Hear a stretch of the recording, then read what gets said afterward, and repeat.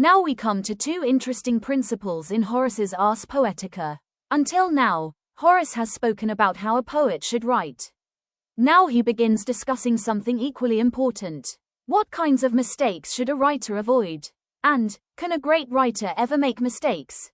Horace's answers are very balanced. On one hand, he strongly warns against unnecessary faults. On the other hand, he reminds us that no human being is absolutely perfect. This slide explains these two ideas through two famous Latin expressions. The first is purpuris pannus. The second is bonus dormitat Homerus. Let us understand them one by one. Maxim 4. Purpuris pannus. Let us begin with the first expression. Purpuris pannus. This Latin phrase literally means the purple patch. Look at the picture. We see a simple grey dress with one bright purple cloth stitched onto it. Immediately, our attention goes to the purple patch. But does it really match the dress? No. Instead of making the dress more beautiful, it actually makes it look strange. This is exactly Horace's point. What does purple patch mean?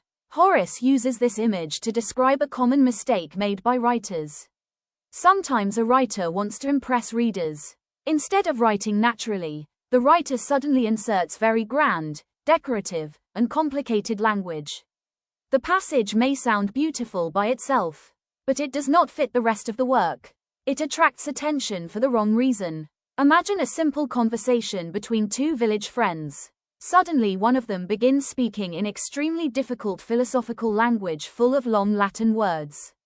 Would that sound natural? Certainly not. Readers would immediately feel something is wrong. The language does not suit the situation. This is what Horace calls a purple patch. It is beautiful in isolation but inappropriate within the whole work. Why does Horace oppose it? Now let us ask an important question. If the language is beautiful, why does Horace criticize it?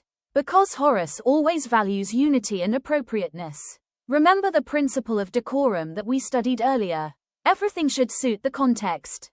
Beautiful language is valuable only when it naturally fits the subject. Otherwise, it becomes a distraction.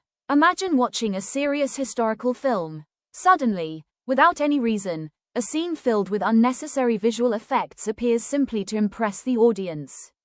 The effects may look spectacular, but they interrupt the story. Similarly, an unnecessary display of poetic language interrupts the natural flow of literature. Horace says writers should never decorate a poem simply to show their learning or vocabulary. True beauty is effortless. Readers should admire the entire work, not just one isolated paragraph. Example of a purple patch. Let us understand this through a simple example. Suppose a writer wants to describe a farmer walking home after work. A natural sentence could be, the tired farmer slowly walked home as the sun was setting. Now imagine another writer describing the same event like this. The celestial orb descended beyond the western horizon while the perspiration-laden agricultural custodian advanced with majestic locomotion. Is the second sentence more impressive? Perhaps. But is it more natural? No. It sounds artificial. The language is trying too hard to impress. Horace would say this is a purple patch. The writer has forgotten the subject and become obsessed with decoration. Good literature values clarity above unnecessary ornamentation.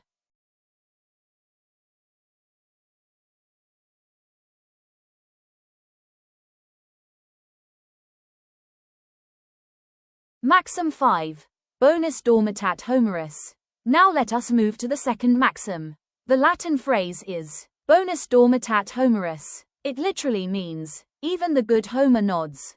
Look at the picture. We see Homer sleeping. Why is Homer asleep? Of course, Horace is not speaking literally. He is using sleep as a metaphor. When someone nods while sitting, it means they become tired for a moment. Similarly, Horace says that even the greatest writers occasionally make small mistakes. Why does Horace mention Homer? Why does Horace choose Homer? Because Homer was considered the greatest epic poet of the ancient world. Horace admired him deeply, yet Horace also noticed that even Homer occasionally made small inconsistencies. Does this reduce Homer's greatness? Not at all. Horace says we should judge a work fairly. If a long masterpiece contains one or two small mistakes, we should not reject the entire work. The difference between minor and major faults. Now we must understand something very important. Horace is not saying that mistakes are acceptable. He is making a distinction between minor faults and major faults. A minor fault is an accidental mistake. For example, a small continuity error, a slight inconsistency, or an unimportant detail that does not affect the overall quality. Such mistakes may be forgiven. But major faults are different. If the entire plot is confusing, the characters are inconsistent, the poem has no unity, or the language constantly violates decorum, then these are serious weaknesses. Such faults cannot simply be ignored. Horace therefore teaches us to judge literature with both high standards and fairness. A modern example. Let us understand this through a familiar example. Imagine watching an excellent 3-hour film. The acting is outstanding. The story is powerful. The music is memorable. After watching the film, someone points out that in one scene a character's watch changes from one wrist to the other. Is that a mistake? Yes. But does it destroy the entire film? Certainly not. Now imagine a different film where the story makes no sense, the characters change without reason, and the ending is completely illogical. That is a major problem.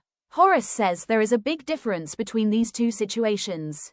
Small accidental mistakes may be forgiven. Fundamental artistic failures cannot. The balance in Horace's criticism. These two maxims together reveal Horace's balanced approach to criticism. First, he warns writers. Do not use unnecessary ornamentation merely to impress readers. Avoid the purple patch. Second, he advises critics. Do not expect impossible perfection. Even the greatest writers remain human. Judge the overall excellence of a work rather than searching for tiny mistakes. This makes Horace a very practical critic. He expects discipline from writers. But he also expects fairness from readers and critics. Why are these maxims still relevant? Even today, these principles remain useful. Students sometimes fill essays with difficult words simply to impress examiners. But if those words do not fit naturally, the writing becomes artificial. This is exactly the mistake Horace warns against. Similarly, modern readers sometimes criticize a great novel or film because of one tiny continuity error. Horace reminds us to keep a sense of proportion. The true question is not, is the work absolutely perfect? The real question is the work excellent as a whole? This balanced way of judging literature continues to influence literary criticism even today. Let us quickly revise this slide. The first maxim, purpuris pannus, or the purple patch, warns writers against inserting unnecessarily decorative or extravagant language that disrupts the natural unity of a literary work. The second maxim, bonus dormitat Homerus, meaning, even the good Homer nods, reminds us that even the greatest writers may occasionally make small mistakes, and such minor faults should be judged with fairness rather than excessive criticism. Together, these two principles teach both writers and critics an important lesson: write with simplicity, balance, and appropriateness, and judge great literature by its overall excellence rather than by a few minor imperfections. In the next slide, we will explore Horace's lasting influence on later literary criticism and discover how his ideas shaped Renaissance, neoclassical, and even modern approaches to literature.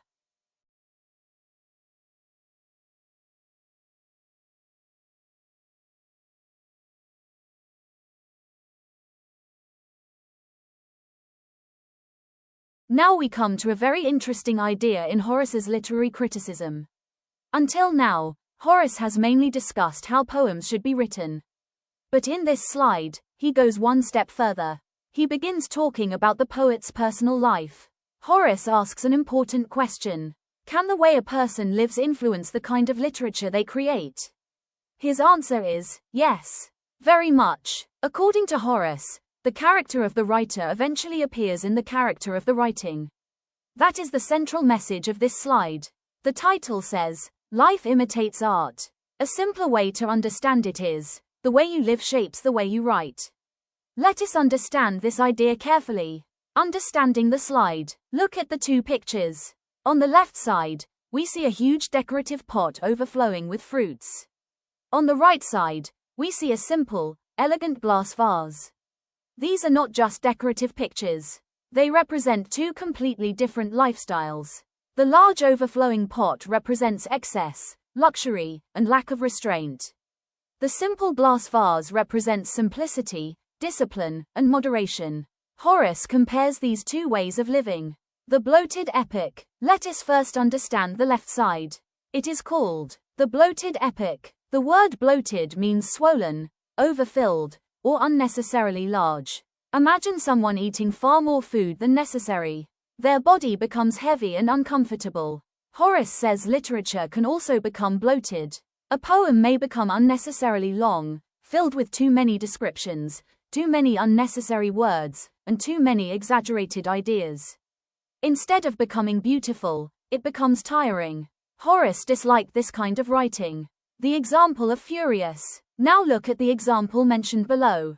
Horace speaks about a poet named Furius. According to Horace, Furius enjoyed excessive luxury. He lived without moderation. Horace uses him almost like a humorous example. He says that Furius became physically swollen because of rich food. Then Horace cleverly extends the comparison. Just as Furius's body became swollen, his poetry also became swollen. His poems became too long, too heavy, too loud, and too exaggerated. Notice something important. Horace is not really criticizing food. He is using food as a symbol. His real lesson is about self-control. The lesson behind the example. What is Horace actually teaching us? He is saying that people who lack discipline in life often produce undisciplined art. If a writer cannot control thoughts, emotions, or habits, the writing may also become uncontrolled. The poem may contain unnecessary descriptions, endless repetitions, and exaggerated language. In other words, the disorder in life begins to appear in literature. Horace believes true artistic excellence begins with personal discipline. The slender muse. Now let us move to the right side. Here we see a beautiful glass vase.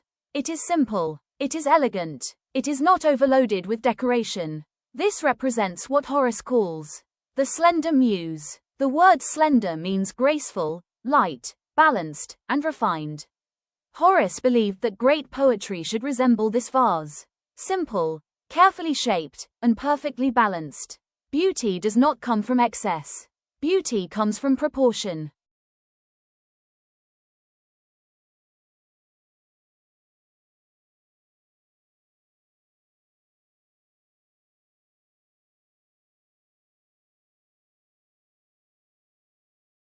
The Callimacheian ideal. The slide also mentions something called the Callimacheian ideal. Who was Callimachus? Callimachus was a famous Greek poet and scholar.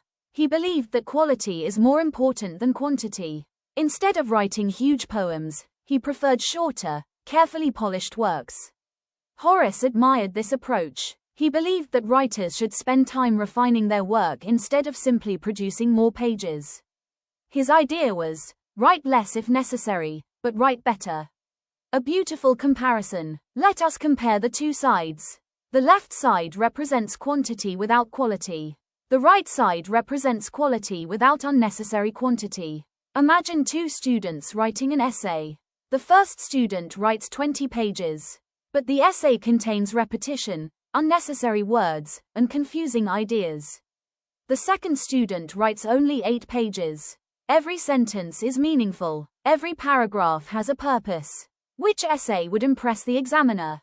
Usually the second one. Why? Because quality matters more than length.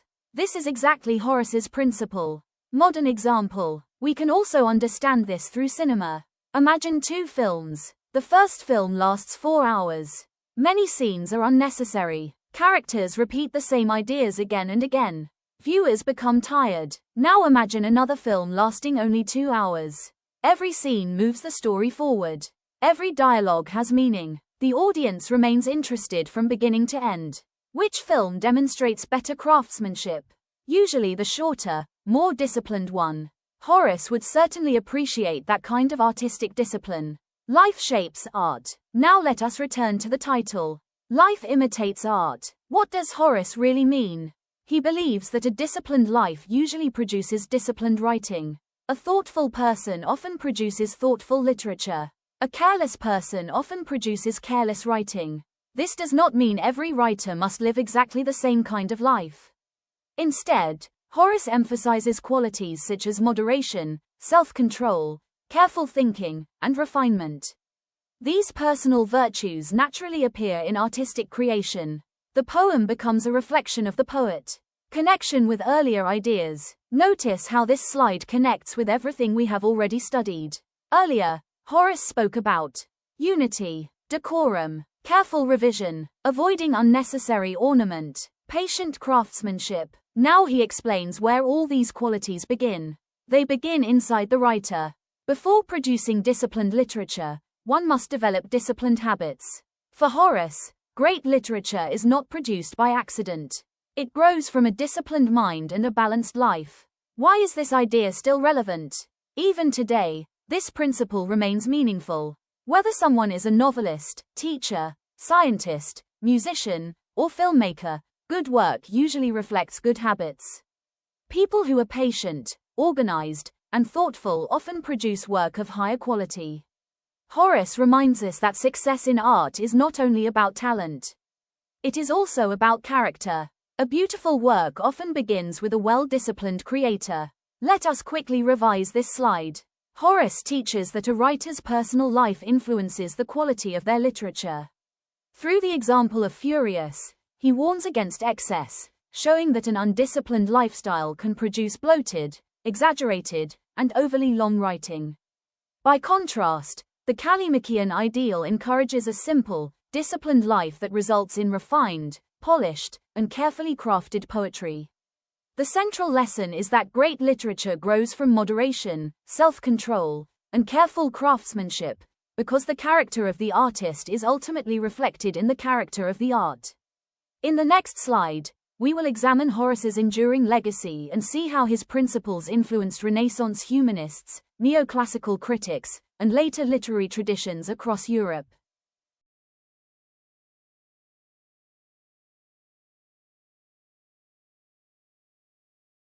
Now we come to one of Horace's most famous and unforgettable pieces of advice. Look at the large sentence in the center of the slide. It says, "Keep your peace 9 years." This is one of the most quoted statements from Ars Poetica. At first, it sounds shocking. Did Horace really expect poets to wait 9 years before publishing? Not necessarily. The number 9 is partly symbolic. Horace is emphasizing one important principle. Never rush to publish your work. Take time, revise it, improve it, read it again, ask others to criticize it. Only when it reaches its best possible form should it be shared with the world. That is the central lesson of this slide. Understanding the picture. Look carefully at the picture. We see a large hourglass. An hourglass is a symbol of time, patience, and waiting. Notice that the sand falls slowly. It cannot be hurried. Horace believed that writing should happen in the same way. Great literature is not produced overnight. It develops gradually. Just as the hourglass cannot be rushed, great poetry cannot be rushed. Time itself becomes part of the creative process. Why does Horace say, 9 years? Now let us understand this famous statement. Why did Horace choose 9 years? He is not asking every poet to literally hide every poem for exactly 9 years. Instead, he wants writers to understand the value of distance. When we finish writing something, we usually think it is perfect. Why? Because we are emotionally attached to it. We cannot easily notice our own mistakes. But if we leave the work aside for some time, our mind becomes fresh. When we read it again, we suddenly notice awkward sentences, repeated ideas, grammar mistakes, and weak arguments. Time allows us to become our own critic. That is why Horace says, do not publish immediately after writing. The importance of revision. Horace strongly believed in revision. Revision means much more than correcting spelling mistakes. It means asking difficult questions. Is every sentence necessary? Can this paragraph become clearer? Does this word fit better than another word? Does every idea support the main theme? Is the ending satisfying? Horace believed that writing is not finished after the first draft. The first draft is only the beginning. Great literature is created through repeated revision. A simple example. Imagine a sculptor carving a statue from a block of marble. The sculptor does not strike the stone only once. He keeps shaping it. He removes rough edges. He smooths the surface. He keeps improving the details. Only after many days of careful work does the final statue appear. Writing works in exactly the same way. The first draft is like the rough block of marble. Revision slowly transforms it into art. Horace believed that patient revision separates ordinary writers from great writers. Seek honest criticism. Now let us read the second point on the slide. It says, a poet must seek harsh feedback and beware the flattery of fake critics. This is another important lesson. Horace says that writers should not surround themselves with people who always say, wonderful, excellent, perfect. Such praise may feel pleasant, but it does not help us improve. Instead, Horace encourages writers to find honest readers. Readers who are willing to point out weaknesses. Sometimes criticism is uncomfortable, but honest criticism helps writers grow. False praise keeps writers trapped in their mistakes. An everyday example. Imagine a student preparing for an important examination. One friend always says, you know everything. Don't study anymore. Another friend says, your introduction is good, but your conclusion needs improvement. Which friend is actually helping? The second friend, because honest advice leads to improvement. Horace believed the same principle applies to literature. A wise writer values truthful criticism more than empty compliments. Perfection is a process. Now let us think about Horace's larger philosophy. Does Horace expect absolute perfection? No. Earlier, we learned the saying, even Homer nods. That means even great writers make small mistakes. So why does Horace now emphasize endless revision? Because although perfection may never be completely reached, it should always remain the goal. The writer should continue improving the work for as long as possible. Even if complete perfection is impossible, constant improvement is always possible. That is the difference. Horace's influence on Alexander Pope. The final point on the slide mentions Alexander Pope. Who was Alexander Pope? He was one of the greatest English poets of the 18th century. Pope admired Horace deeply. In his work, Epistle to Dr. Arbuthnot, Pope echoes Horace's advice about careful revision and patience. This shows something remarkable. Horace wrote nearly 2,000 years before Pope. Yet his ideas continued influencing writers across centuries. This is one reason Horace is called one of the founders of classical literary criticism. A modern example. Even today, professional writers rarely publish their first draft. Novelists revise their manuscripts many times. Researchers rewrite academic papers repeatedly. Film directors edit movies before release. Software developers test and improve programs before publishing them. Even YouTube creators often record the same video several times before uploading it. Why? Because everyone understands the same principle that Horace taught long ago. Good work requires revision. The larger message. If we look beyond literature, Horace is teaching us a lesson about life itself. Success rarely comes from speed. It comes from patience, care, practice, and continuous improvement. People often admire the finished masterpiece. They do not see the years of effort behind it. Horace reminds us that excellence is usually slow. Great achievements grow through consistent refinement. Connection with earlier slides. Notice how beautifully this slide connects with everything we have studied. Horace taught organic unity, decorum, careful choice of words, avoiding unnecessary ornament, discipline, moderation. Now he adds one final quality: patience. Without patience, all the other principles become difficult to follow. Time allows writers to improve every aspect of their work. Let us quickly revise this slide. Horace's famous advice, keep your peace 9 years, teaches writers not to rush into publication, but to revise their work patiently until it reaches its highest possible quality. He encourages poets to welcome honest criticism rather than empty praise, because sincere feedback leads to improvement. Horace believes that great literature is created through careful revision, patience, and self-discipline, and this philosophy later influenced writers such as Alexander Pope, proving the lasting importance of Horace's literary principles. In the next slide, We will study Horace's overall legacy and understand why Ars Poetica became one of the most influential works in the history of Western literary criticism.